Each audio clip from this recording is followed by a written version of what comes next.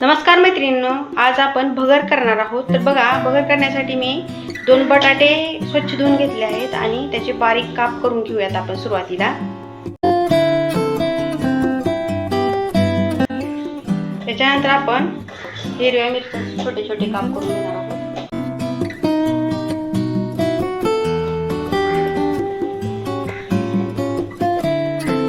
त्याच्यानंतर आपण काय करणार, गॅसवर कढई ठेवलेली आहे आणि गॅस चालू केलेला आहे। कढई जास्त गरम होऊ द्यायची नाही। कढईमध्ये बाजारातून आणलेली भगर आहे, त्या भगरीला आधी काय करूयात, मंद आचेवर भाजून घेऊयात। तर बघा, भाजून घेते तर भगर एकदम स्वच्छ आणि व्यवस्थित आहे, त्याच्यात कुठल्याही प्रकारची घाण नाहीये।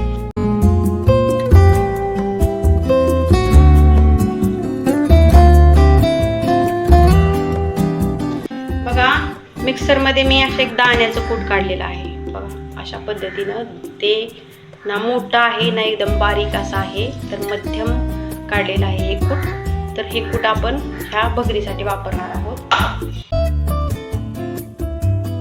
बघा, भगरीचे दाणे जे आहेत ते असे पांढरट आणि फुगीर वाटत आहेत। तर अशा प्रकारचे भगर भाजून घ्यायचे आहे आणि भगर भाजल्यानंतर ह्या भगरीला एका भांड्यात काढून घ्यायचं आहे। भगर काढून घेतलेली आहे मी एका भांड्यात आणि याच्यानंतर याच्यामध्ये कढईत 2 माप तेल ओतून घेऊयात। याच तेलामध्ये प्रथम मिरच्या तळून घेऊयात। त्याच्यात मिरच्या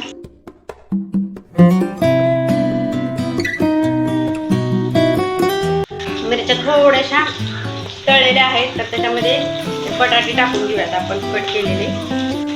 बटाट्याला जरा व्यवस्थित हलवून घेऊयात। आपले बटाटे व्यवस्थित मऊ झालेले आहेत, तर याच्यामध्ये आपल्याला लागेल तेवढं पाणी ओतून घेऊयात।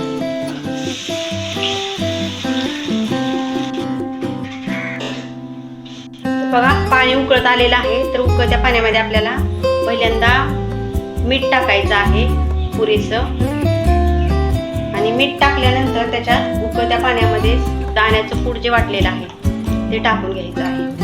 थोडीशी उकळी येऊया त्या दाण्याच्या कुटाला। बघा, उकळी आलेली आहे, तर उकळी आल्यानंतर आपण याच्यामध्ये काय करूयात, जी प्लेटमध्ये भगर काढलेली आहे भाजलेली, व्यवस्थित आपण काय करूयात, त्याच्यामध्ये पसरवून घेऊयात।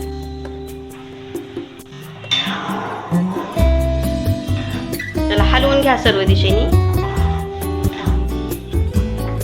1-2 मिनिटे गॅस चालू ठेवा आणि त्याच्यानंतर गॅस बंद आणि झाकायला एका ताटामध्ये आपण झालेली भगर वाढून घेऊयात। तर बघा, हे दही घेतलेलं आहे ते एका वाटीमध्ये।